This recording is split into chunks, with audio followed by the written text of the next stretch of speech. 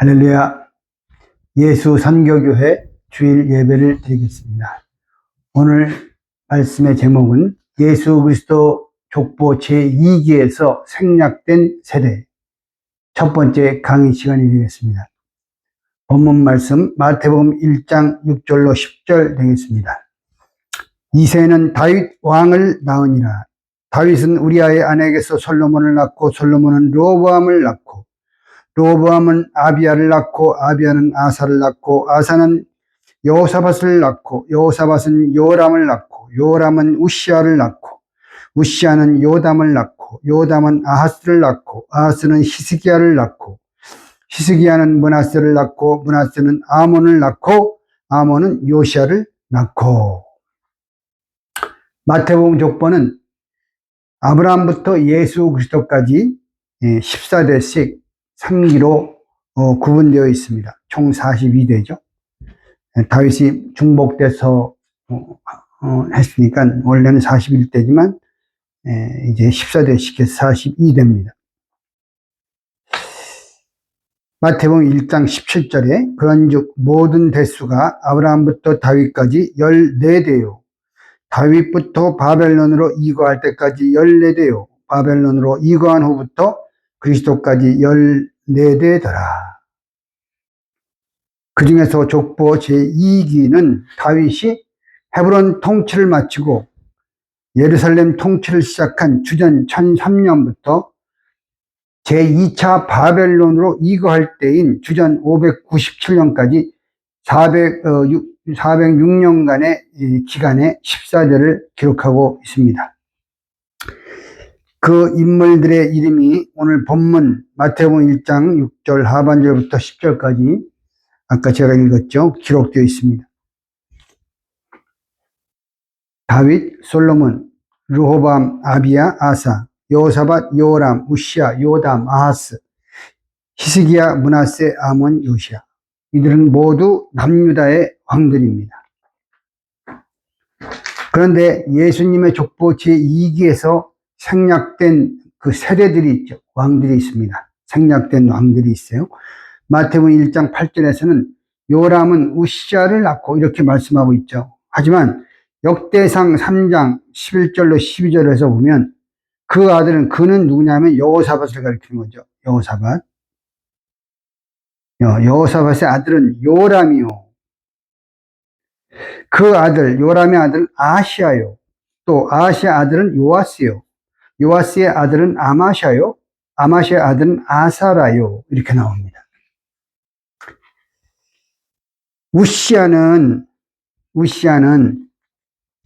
그 뜻이 여호와는 나의 힘이시다 이러한 이름 뜻을 가지고 있어요. 이 우시아라는 이름은 공식적인 왕명이고 그의 원래 본명은 여호와께서 도우셨다 이러한 뜻을 가진 아사랴입니다. 그러므로 우시아와 아사랴는 동일 인물입니다. 그래서 사실 우시아는 요람의 아들이 아니고 현손, 손자의 손자이죠. 다시 한번 보시면, 자, 이렇게 해서, 보시면은,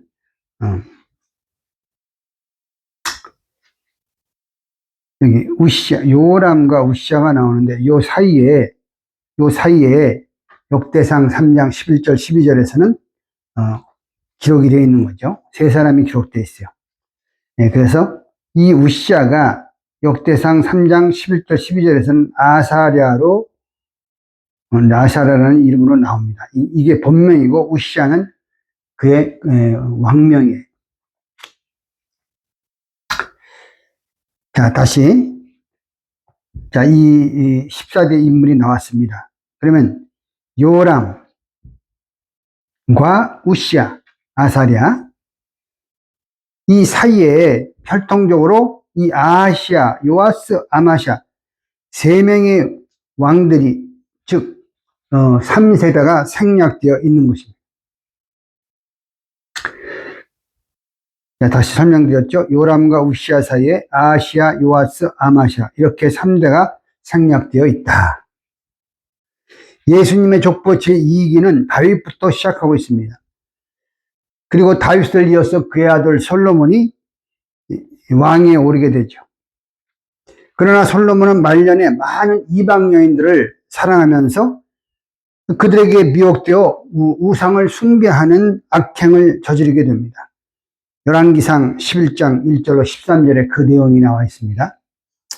이로 인해서 이스라엘은 이제 르호보암 때에 그 아들의 때에 남유다와 북이스라엘로 쪼개져서 그때가 주전 930년이죠.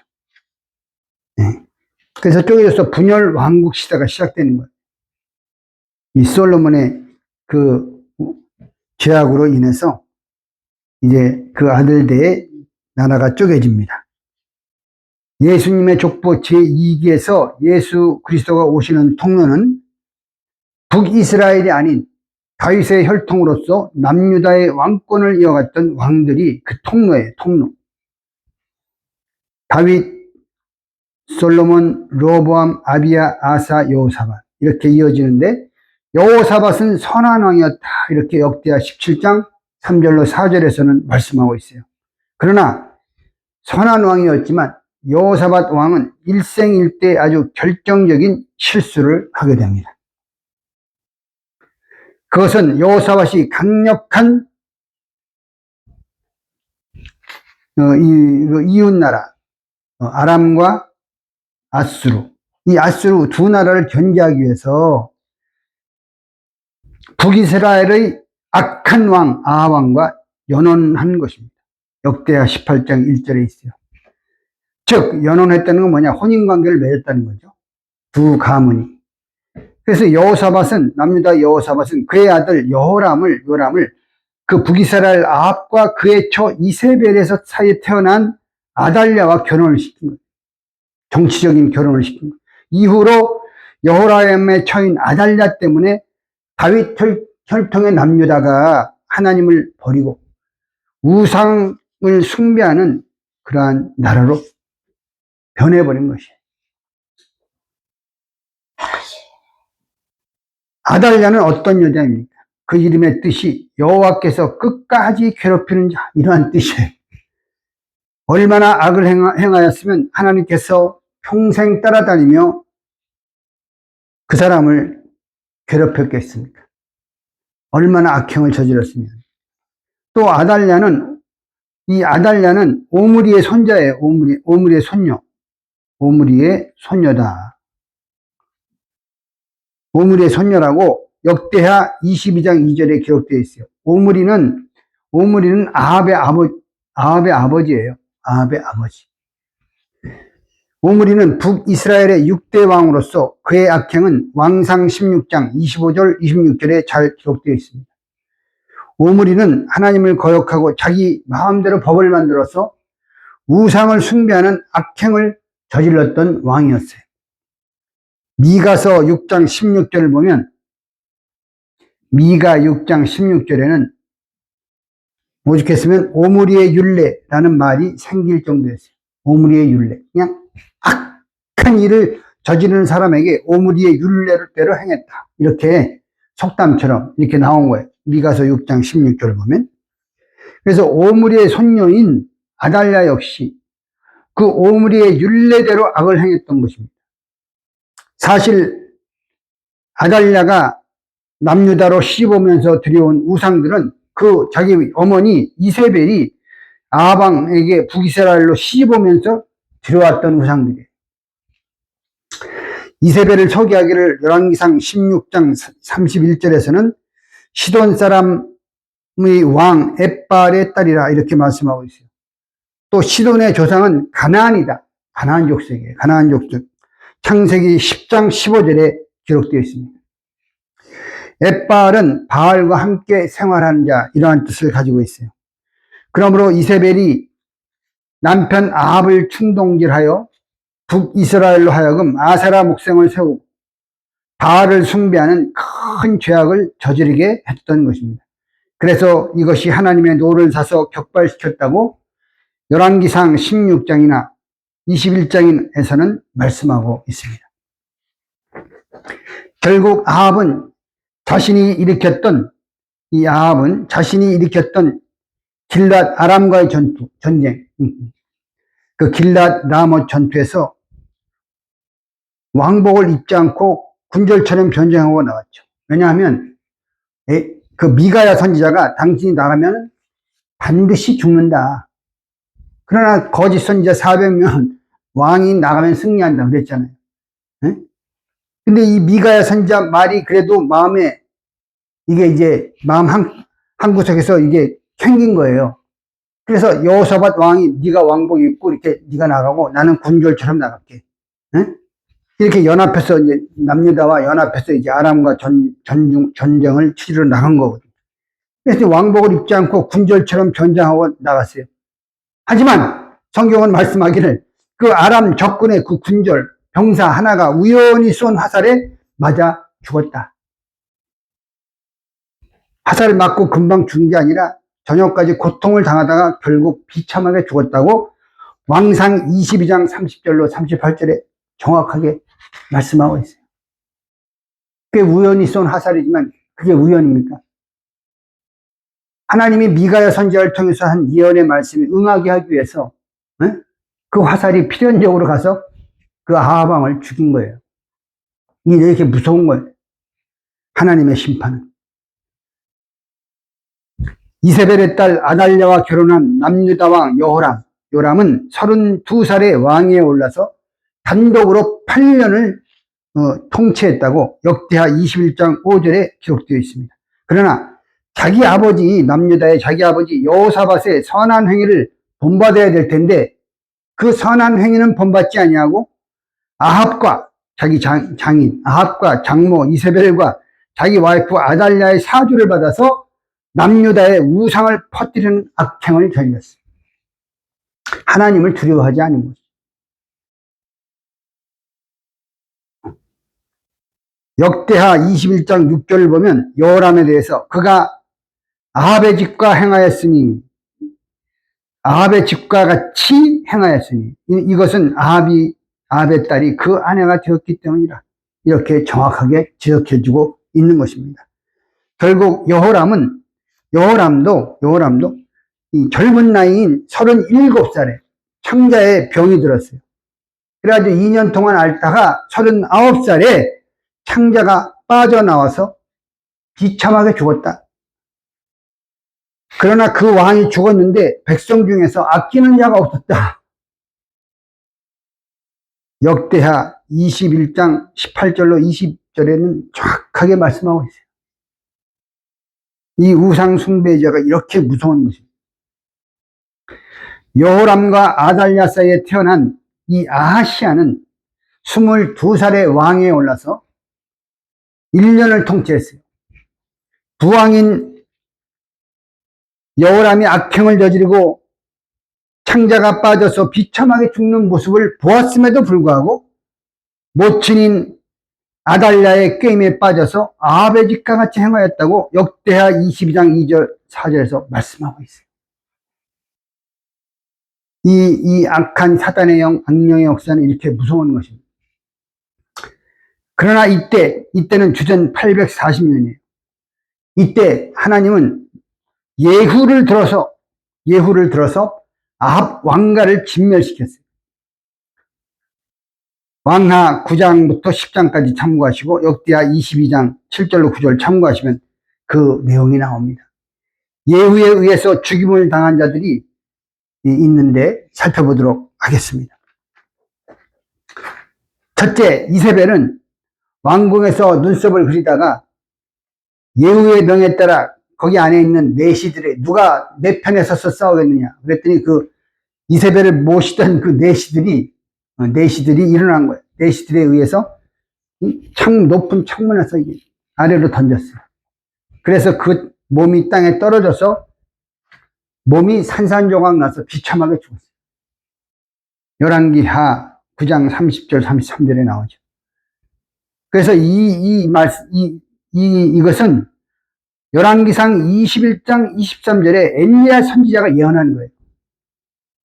이세벨이 죽어서 그 시체를 개들이 먹으리라 그랬고 그 예언대로 개들이 이세벨의 시체를 먹었으므로 두개골과 이 머리, 스컬, 손바닥과 발바닥밖에 남지 않았다고 왕하 9장 35절에는 말씀하고 있어요.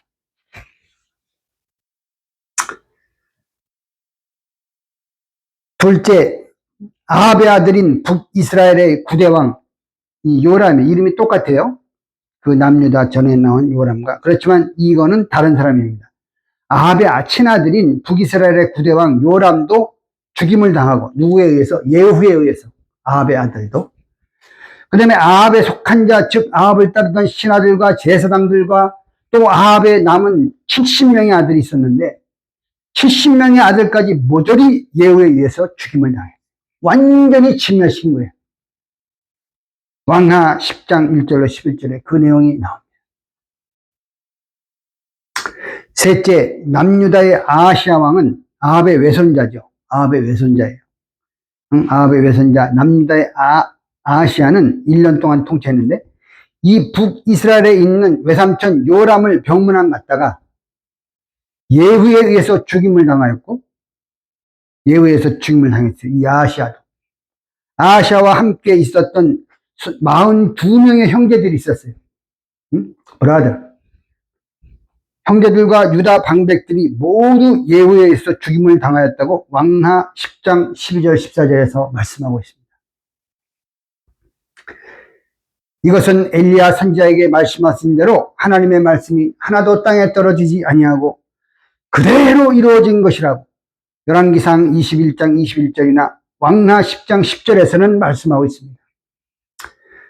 참으로 마태복음 24장 34절 35절 말씀대로 하나님의 말씀은 1.1획도 없어지지 아니하고 반드시 그대로 이루어지고 마는 것입니다.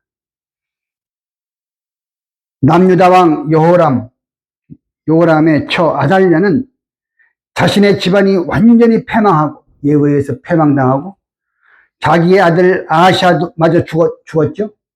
그래서 정신을 잃고 미치게 되었어요. 그래서 아달랴는 자기 아버지 아합의 왕가를 다시 이렇게 세워야 되겠다. 자기가. 그래가지고 다윗 왕가를 자기 손으로 다 진멸시켰어요. 마침내 그리고 나서 본인이 스스로 남유다의 왕자에 앉았어요. 히스기야의 뒤를 이어서. 이 아달랴가. 역대하 22장 10절 말씀 보면 아달랴는 다윗 왕가의 자손들을 모두 없애려고 왕위에 오를 가능성이 있는 아하시아의 아들, 자기 아들이에요. 자기의 아들들이면 자기 손자들이죠. 자기의 친손자들까지도 다 죽여버리는 잔인무도한 악행을 저질렀어요. 구속사적으로 볼 때 아달랴의 가장 큰 죄악은 그녀가 메시아가 오시는 길을 차단하려는 사단의 하수인 역할을 했다는 것입니다. 그 통로로 예수님이 오시니까 이 사단이 아달랴를 사용한 거예요. 저와 여러분은 이 남은 생에 사단의 하수인이 아니라 하나님의 하수인, 하나님에 의해 병기로 쓰임받는 저와 여러분 되시기를 주의 이름으로 축원합니다. 다음 주일날 2부 순서 강의를 계속하도록 하겠습니다. 기도 올리겠습니다. 사랑의 아버지 하나님, 오늘 거룩하고 복된 주일날 하나님께 예배드리고 성경을 통해서 예수님의 족보에 대해서 공부하게 해주심을 감사드립니다. 저희들이 오늘 성경 공부를 통해서 우상 숭배의 죄가 얼마나 심각한 것인지를 깨달을 수 있도록 도와주시옵소서. 하나님을 대적하고 우상을 숭배한 왕들은 예수님의 족보에서 생략되었고 그들의 최후는 모두 비참했습니다. 사무엘상 15장 23절에서는 완고한 것은 사신 우상에게 절하는 데와 같다고 말씀하고 있습니다.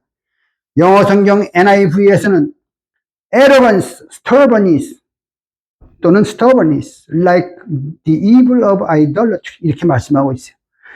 하나님 말씀보다 자기 생각을 앞세우고 고집스럽게 살아가는 그것이 바로 우상 숭배의 죄라는 것입니다. 교회 다니는 사람이 절에 가겠습니까? 선앙당에 절을 하겠습니까? 그러나 하나님은 완고한 것이 하나님 말씀보다 자기 생각을 앞세우고 살아가는 것, 회개하지 않는 것, 그것이 바로 우상 숭배 죄다고 정확하게 지적해 주고 있습니다. 저희들이 이 왕들의 역사가 나랑 무슨 상관이 있냐? 이렇게 생각하지 말고, 이 왕들의 역사가, 나의 신앙생활의 본을 삼고 교훈을 삼아서 모든 종류의 우상숭배의 죄악에서 벗어나서 온전히 하나님 말씀만 붙잡고 하나님 말씀에 순종하고 하나님만을 섬기는 참된 하나님의 백성이 될 수 있도록 도와주시옵소서. 저희들이 하나님을 섬기는 사람들이 얼마나 큰 복을 받는지 우리들의 삶 속에서 확실하게 체험할 수 있도록 축복하여 주시옵소서. 이루어 주심을 믿고 감사드리며 예수님의 이름 높이 받들어 간절히 기도드리옵나이다. 아멘. 감사합니다. 한 주간도 오늘 주신 말씀을 붙잡고 하나님의 은혜 안에서 승리적이고도 복된 시간을 살아가시기를 주님의 이름으로 축원드립니다. 감사합니다.